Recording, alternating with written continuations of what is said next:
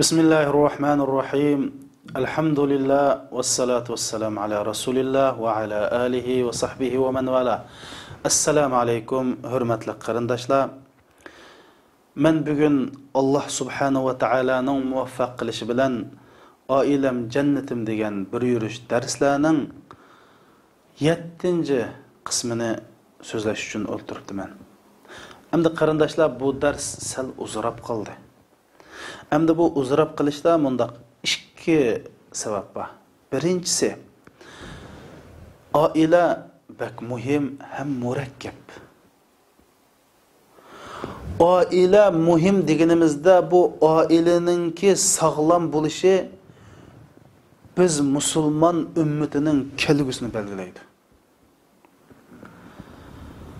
İkincisi, mush yaqindan bir qarindishimiz vatandan kelib, mush vatanda mush ajrishish nisbatining yuqori bo'lib ketganligini. Bo'lib bu yeng to'y qilganlarning ajrishish nisbati 60-70% bo'lib ketpardi.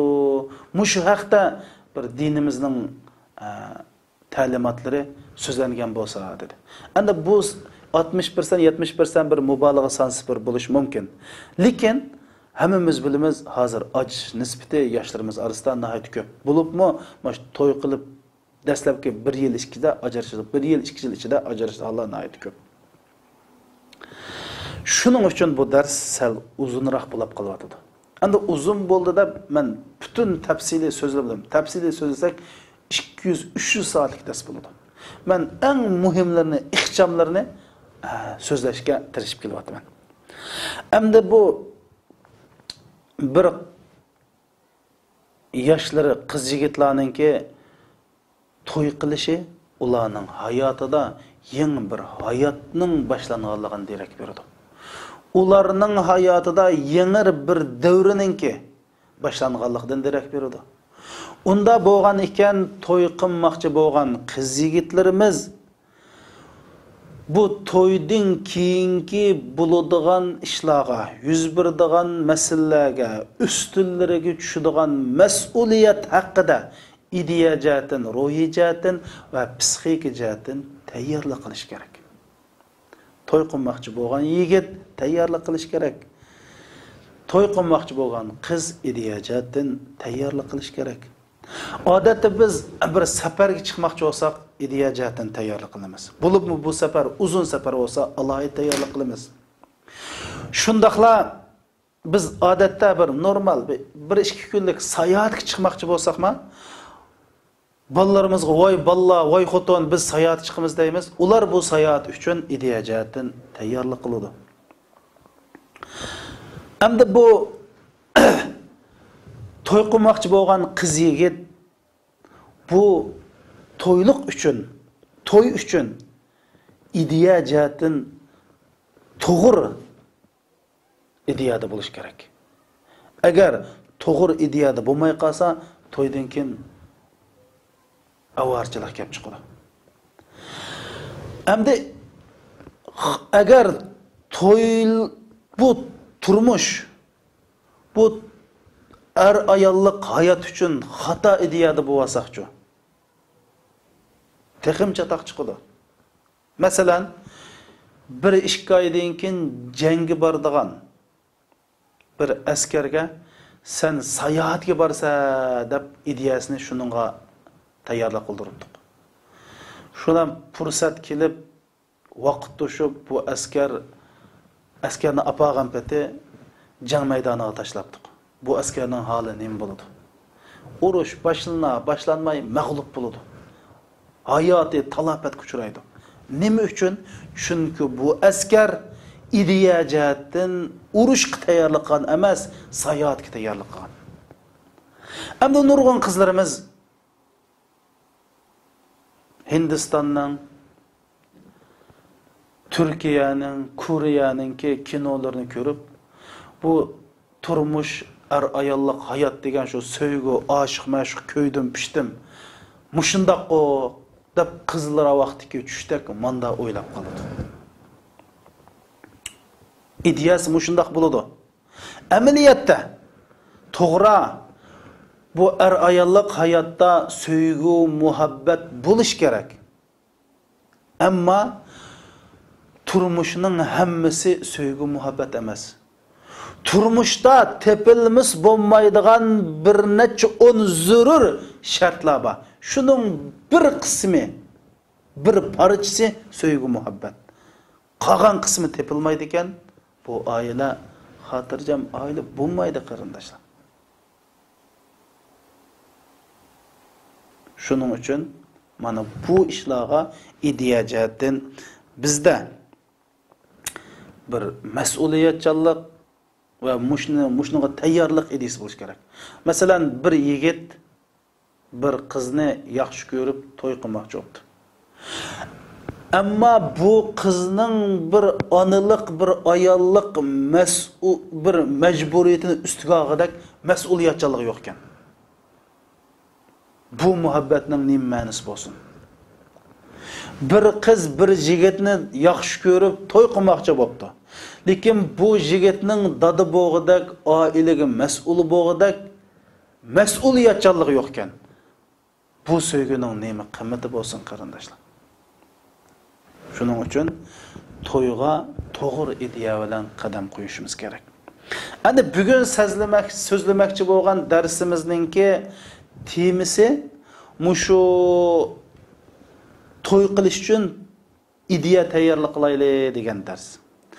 Endi biz bu to'y qilmoqchi bo'lgan bu ideya jihatdan tayyorlik qilmoqchi bo'lgan ekanmiz. Bunda 3 nuqtadan tayyorlik qilamiz. Birinchisi to'y qilish demak mas'uliyat demak. İkincisi to'y qilish demak qurbonlik berish demak. Üçüncüsü to'y qilish demak o'zini va o'zgini hurmat qilish demak. Xo'sh. Birinchisi mas'uliyat demak dedik. Endi bu mas'uliyat demak deganimiz yigitlarimiz to'y qilgandan keyin shuni bilish kerakki, qizlarimiz to'y qilgandan keyin shuni bilish kerakki, ularningki bo'yniga yangi bir mas'uliyat tushadi. Masalan, yigit to'y qilishdan burun o'ziga obdan qarasa, o'zini obdan xabar asib bo'ladi. Ammo yashinib qolgan ota-onasi bo'lsa, shu ota-onasining xabar asib bo'ladi. Ammo to'y qilgandan keyin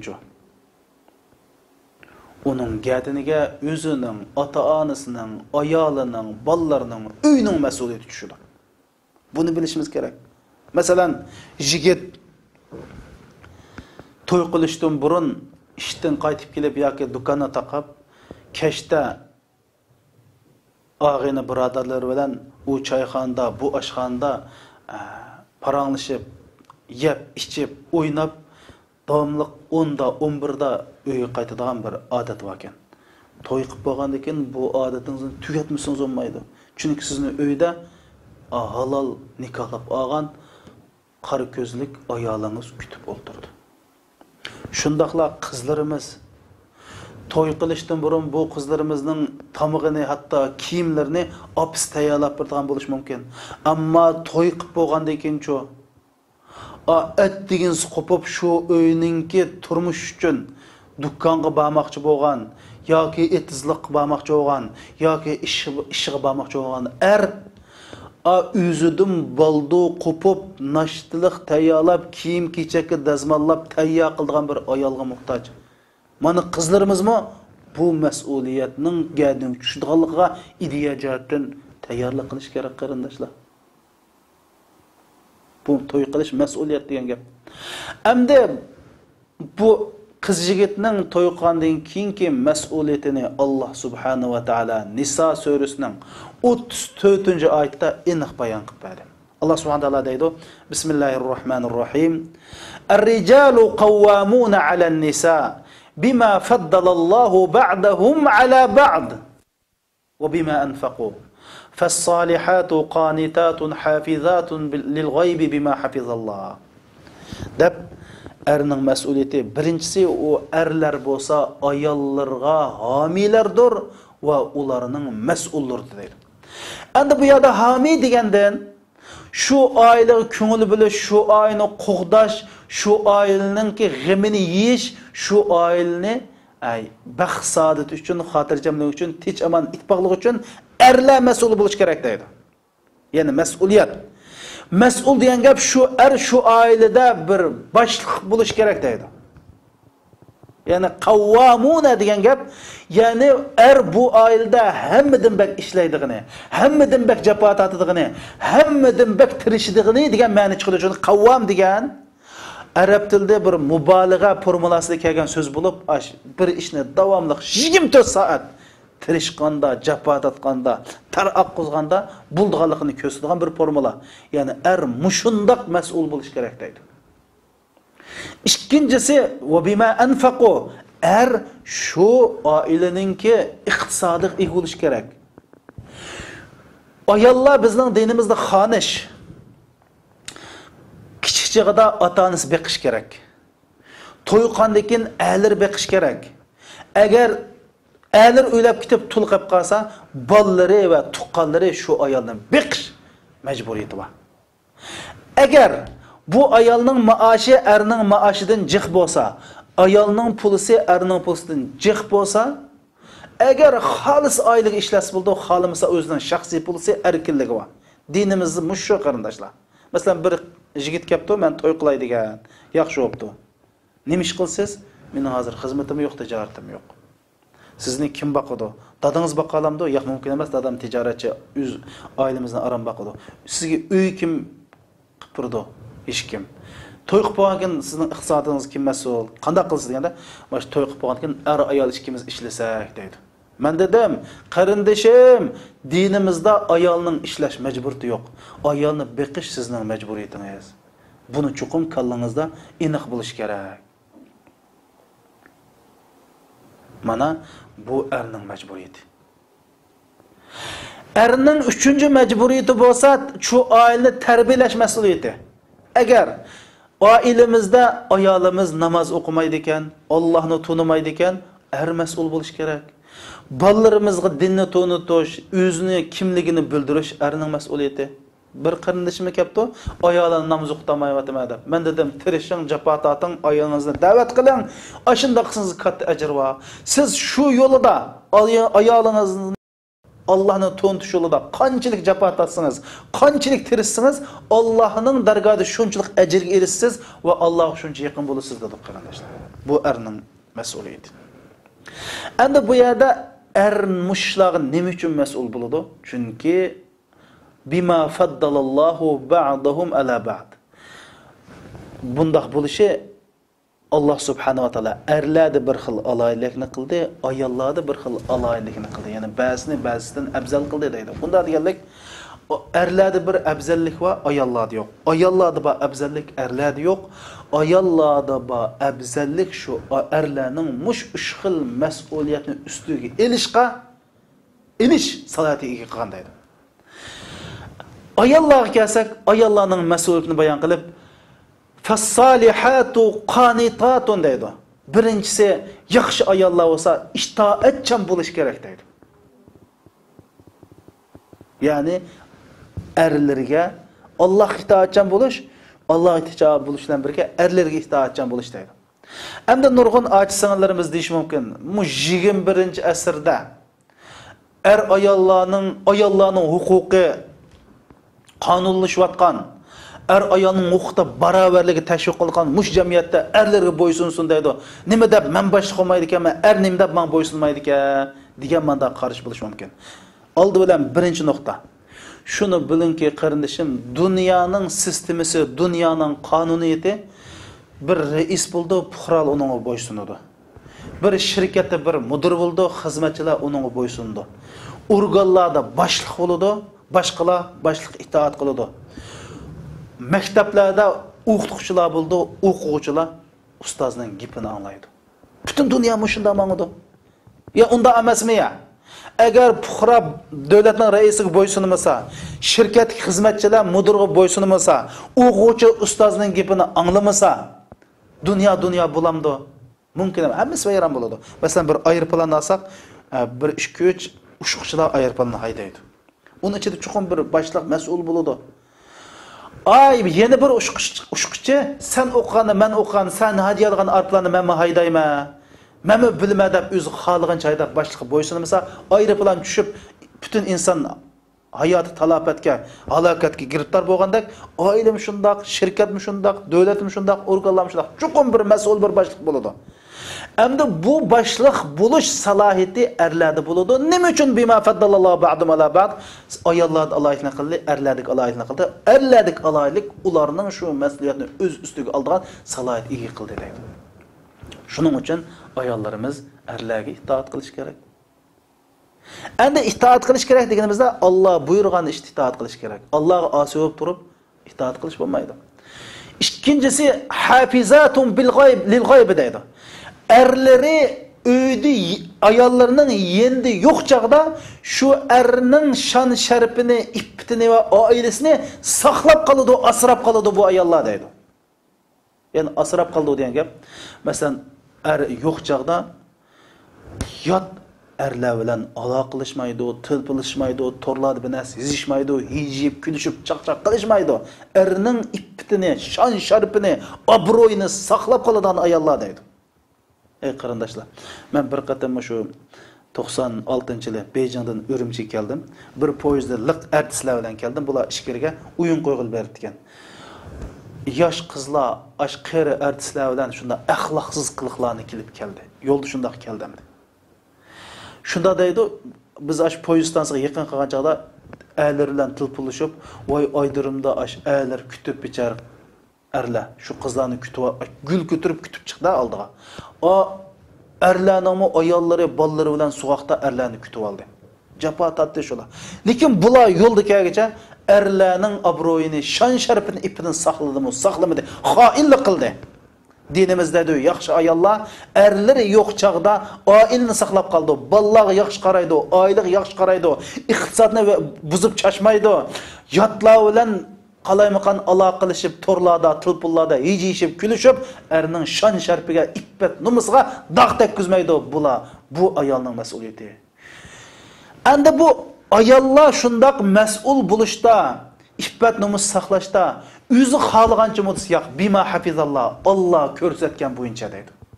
Siz oilada erga itoat qilishda, eringiz yo'q yerda oilaga ko'ngil bo'lish, oilani saqlashda Alloh ko'rsatgan bo'yicha qilasiz. O'zingiz xohlagancha men shundoq qilib qilaman, erim bo'lmaganda bundoq qilaman deb o'zingizning xohlagan nafs xohishini bo'yicha qilsangiz bo'lmaydi.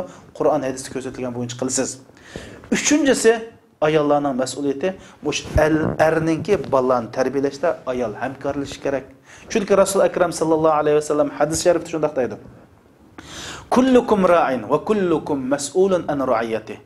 Var-rajulu ra'in fi baytihi wal mar'atu ra'iyatun fi baytiha deydi.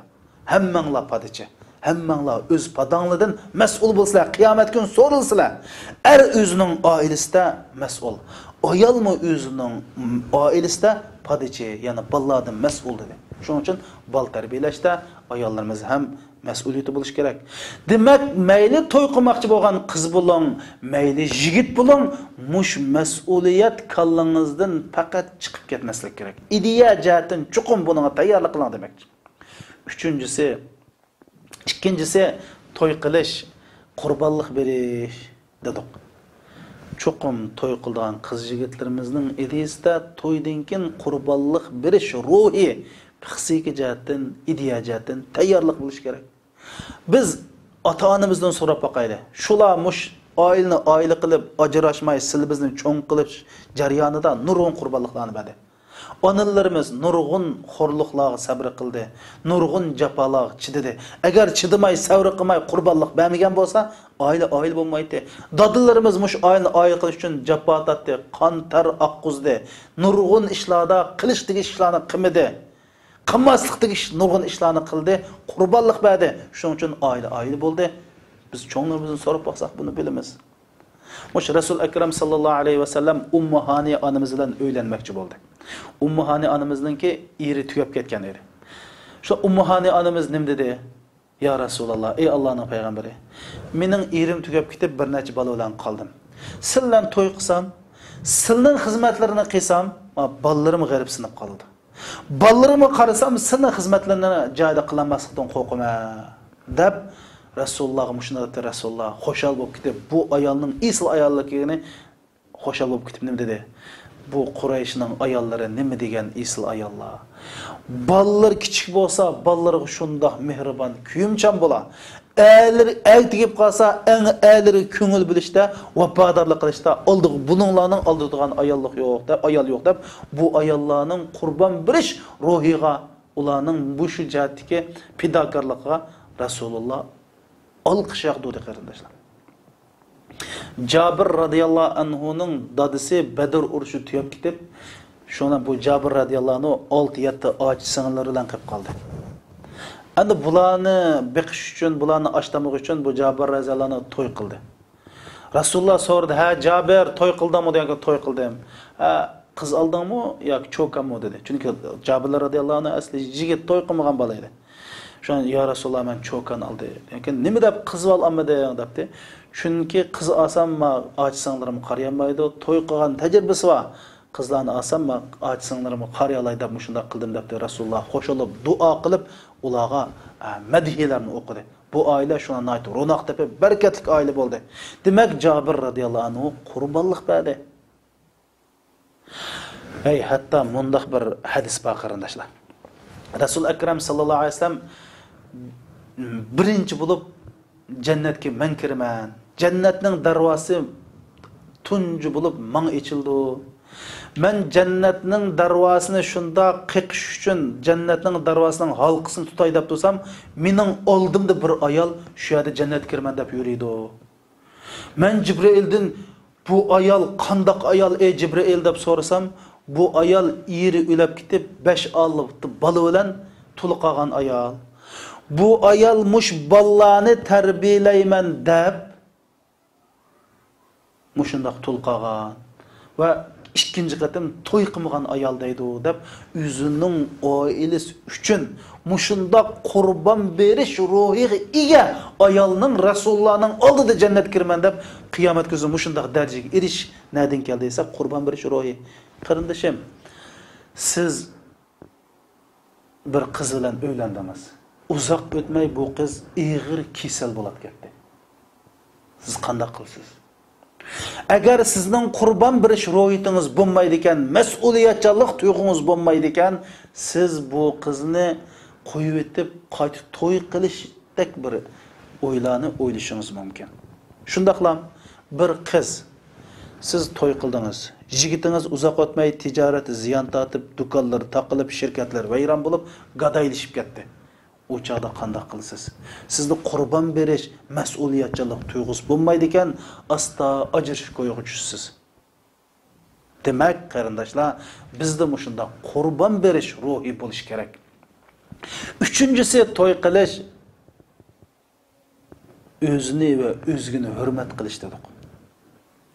Bunda deganimiz qarindoshlar, Alloh subhanahu va taolo insoniyatda bir o'xshamaslikni qildi. Yani bütün alemde Allah subhanahu wa ta'ala insanlarını xil yarattı. Mesela sizning bir-birimizning barmoqimiz o'xshashmaydi, ovoz pardamiz o'xshashmaydi, ko'zimizning ranglik pardasi o'xshashmaydi, badanimiz chiqargan puroq o'xshashmaydi. Chunki Alloh insonlarni yaratishda mushundaq san'at bilan yaratdi. Xuddi bir bog'chada rangarang gul bo'lgandek, bu dunyoda rangarang insonlarni yaratdi. Endi bir qiz bilan yigit to'y qilsa, bir yot qiz, bir yot yigit bir uy kirdi degan gap. Endi bunda bo'lgandan keyin fikri jihatdan qiziqish, ideya, tafakkur qilish, nurg'un jihatdan o'xshashmaslik kelib chiqadi. Endi bu o'xshashmaslik biz mushunga ideya jihatdan tayyorlik qilsak, oilaning vayron bo'lishiga olib boradi. Endi o'xshashmaslikni chiqishi muqarrar. Ammo qanday qilishimiz kerak? Dinimizda qizil siziq, yeshil siziq bor. Halol aniq, harom aniq. Mayli er bo'lsin, ayol bo'lsin, ikkinchi bir tarafning mush qizil siziqdan o'tib ketishga qat'iy yo'l qo'yishga bo'lmaydi. Chunki Allohga osi bo'lib, bandaga itoat qilsak bo'lmaydi. Bandani rozi qilsak bo'lmaydi. Ammo yeshil siziq doira ichida er ayolning qarashiga hurmat qilishi, ayol erning qarashiga hurmat qilish kerak. Masalan, dinimizda ayollarning o'ratni yepish farz. O'ratni yapsa bo'ldi. O'ratni yapqada kiyim kiyish kerak. Ammo u kiyimning rangiga erning aralashish huquqi yo'q. bir diniy iqimga tava ekan, bir diniy mazhabga tava ekan, bir diniy siyosiy tashkilotga tava bo'lsa, ayolini shunga majburlab bo'lmaydi. Başka mezhebini talis buldu, başka iqimni talis buldu. Dinning doirasidagi iqimlarni talis buldu. Dinimizning doirasi kengre qarindoshlar. Muayyan, yani Allah subhanahu wa taala ruxsat qilgan doira ichida tanlash erkinligi bor. Uni biz tansak bo'lmaydi. Shuning uchun bu oilada cho'qim ko'z qarash, qiziqish, yaxshi ko'rish, tafakkur qilish, mush nurg'un jihatda o'xshashmaslik bor. Yana dunyoda ash mijazi, xulqi, tafakkur hamma jihatdan 100% masjidgan ayol bor desa ishonmanglar, mumkin emas qarindoshlar. Cho'qim o'xshamaslik bor. Agar siz ayolingizdan xuluq, mijaz, qarash, qiziqish jihatdan 60% o'xshash chiqib qolsangiz, voy chavakchilib Allohga hamdisini o'qingsiz eng baxtli odam. O 40%'ning o'xshashmasligi bir tabiiy normal ish. Mana bu jihatdan bizning ideya jihatdan tayyorlik qilishimiz kerak. Ya'ni ideya jihatdan to'y qilish mas'uliyat demak. Erning mas'uliyati 3, ayollarning mas'uliyati 3. Buni bilishimiz kerak, ham ideyimizni shunga tayyorlik qilish kerak. To'y qilish demak, qurbonlik berish demak. Ideya jihatdan bu dunyoda yashagan ekanmiz, har xil hodislarning har xil ishlarga duch kelishimiz kerak. Oilani deb oilaning baxt saodat uchun mushning qurbon beriladigan ruh bizda bo'lishi va mushning uchun ideya jihatdan, psixika, ruhiyat jihatdan buni tayyorlik qilishimiz kerak. To'y qilish demak o'zini va o'zgini bilib, uni hurmat qilish demak. Buning hammasi ideya jihatdan tayyorlik bo'lmaydi ekan. Biz to'y qilib 6 kun o'tmay ajrashimiz deb o'ltiramiz qarindoshlar. Shuning uchun mush to'y qilishdan burun to'y qilmoqchi bo'lgan qiz yigitlar bu to'y qilgandan keyin uylangandan keyin, agtakkandan keyin keng turmushga ideya jihatdan, ruhiy jihatdan, psixik jihatdan yaxshi tayyorlik qilaylik. To'g'ri ideyada bo'laylik. O kitob, jurnal, gazetlardagi biz o'qib olgan kinolardagi hammasi yolg'on. Uning ismi chunki kino. Biz deb qo'yamiz, kino qo'ymag'ina deb qo'yamiz, kino deya yolg'on saqtibas ish. Amaliyat ham boshqa gap. Biz Qur'on, hadisning ruhi bo'yicha to'g'ri ideya bilan bu yangi hayot qadam qo'yaylik. Alloh subhanahu va taolo bu darsni anglab sizlarda bir zarrachilik paydo bo'lib qolsa, Allohning bu muvaffaq qilishi, xato so'zlab qo'ysam, tuzatishinglarni umid qilaman. Assalomu alaykum va rahmatullohi va barakatuh.